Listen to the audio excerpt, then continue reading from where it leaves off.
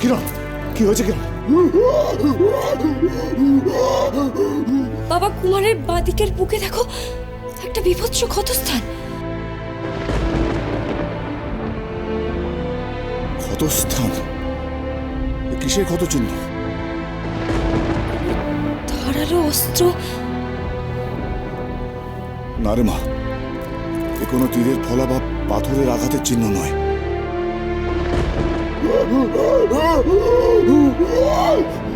বাবা, ভালো করে দেখো, কুমারের ক্ষতস্থানের পাশে কেমন নখের আঁচড়।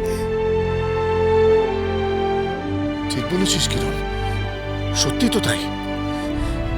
বাবা, তুমি শিগগিরই আমাকে রাজবৈদ্য মশাইয়ের ওই ওষুধটা দাও, আমি কুমারের ক্ষতস্থানে লাগিয়ে দিই।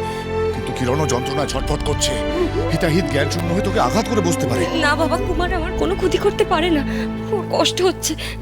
বাবা, তুমি ওষুধটা দাও আমায়।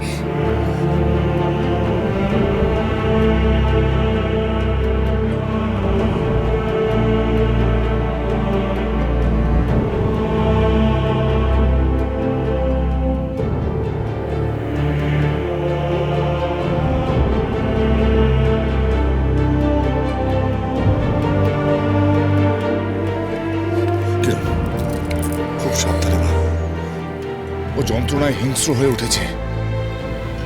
বাবা, কুমারকে আমায় শান্ত করতেই হবে।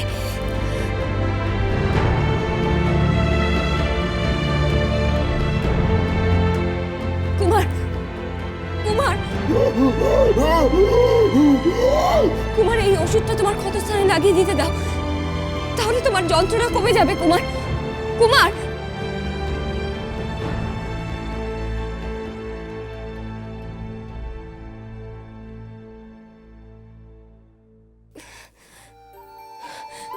কুমার, কুমার, শুয়ে পড়ো। কুমার, কুমার, আমি যা করছি তুমি তাই করো। দেখো, শুয়ে পড়ো কুমার।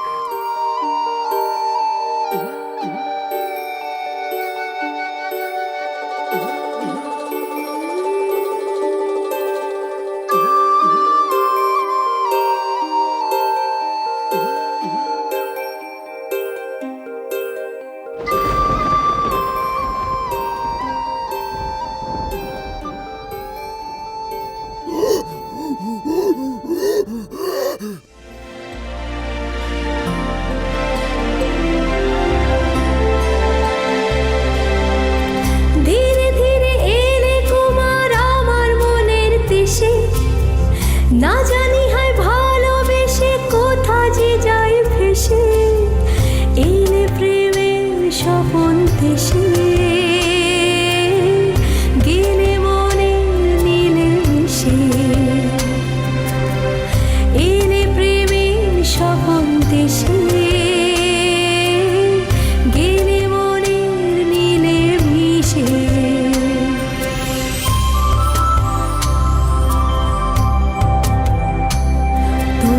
দেখে নয়ন জুড়ে স্বপ্ন নামে হাজার, কবে যে এই হিয়ার মাঝে লাগলো দোলা আমার।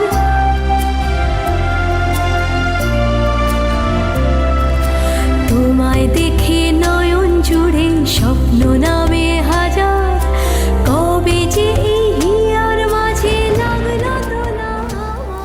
কিরণ, আমি জানতাম না মা তুই পারবি।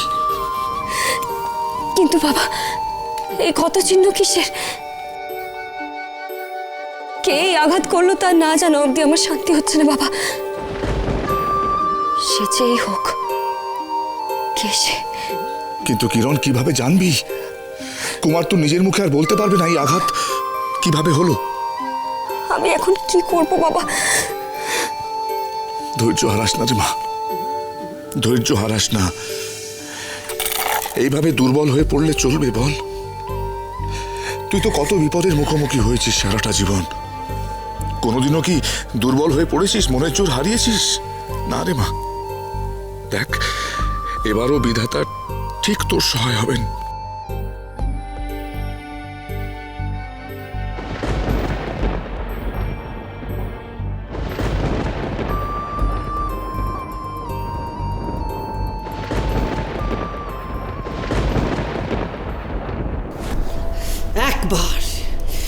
একবার যদি ওই হিংস্র পশু কিরণমালার বশ্যতা স্বীকার করে, তাহলে কখনোই সে কিরণমালাকে হত্যা করবে না। মরে যাই হেলা কোটে মা, ওই পশুকে কিরণমালা যদি আমাদের পেছনে লেলিয়ে দেয় আর সে যদি আমাদের তাড়া করে, তখন কি হবে লা? শোনো মা, পিশাচিনী নিশ্চয়ই এতক্ষণে ওই বিশেষ ধনুর্বাণ নিয়ে ফিরে এসেছে, আর কিরণমালা ও কুমারকে নিয়ে রাজপ্রাসাদের প্রাঙ্গণে পৌঁছবে। কুমারকে মারা আরো সহজ হয়ে যাবে। আমার হাতের নাগালে থাকবে সবাই, সব কিছু। কুমার আর কিরণমালা দুজনেই মরবে, আর আমার পূর্ণ শক্তি ফিরে পাবো আমি। ও মা, ওই পশুকে কিন্তু আমিই হত্যা করব। একদিন আমায় প্রত্যাখ্যান করে ওই কিরণমালাকে গ্রহণ করেছিলাম না, এবার আমি তার শোধ তুলব। ওই পান দিয়ে কুমারের হৃদয় বিদীর্ণ করে দেব আমি। মরে যায় হৃদয় কোথায় লা? সে তো জমে বরফ হয়ে গেছে। তবে কোটি মা, নাতনি যখন আবদার করছে, আবদারটা রাখলা, ওর মনের জ্বালা জুড়োয়। থামো, আগে অস্ত্রটা হাতে পেতে দাও।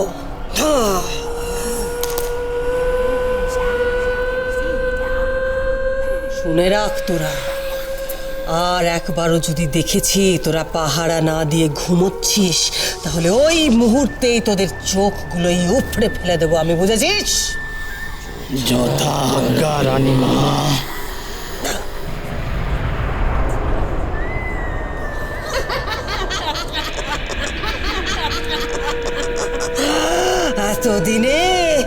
এতদিনের অপেক্ষার পর কুমার আর কিরণমালার মরণের সময় ঘনিয়ে এসেছে মা।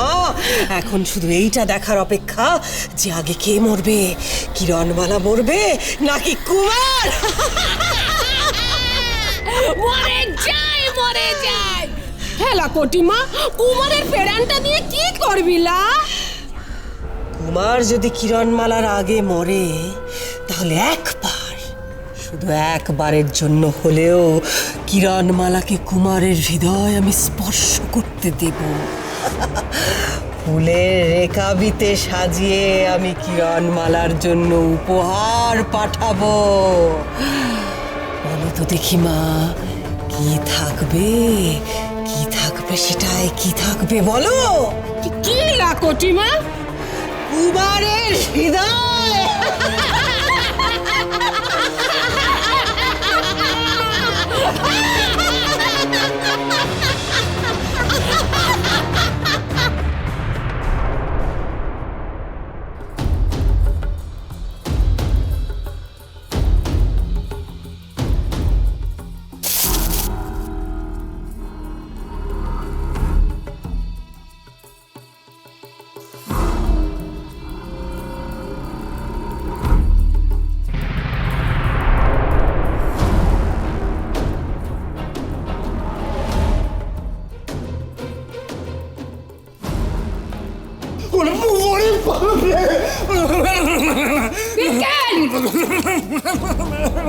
এই তরবারির কোপে আজ তোমাকে শেষ করে দেব। কোথায় পালাচ্ছিলিস?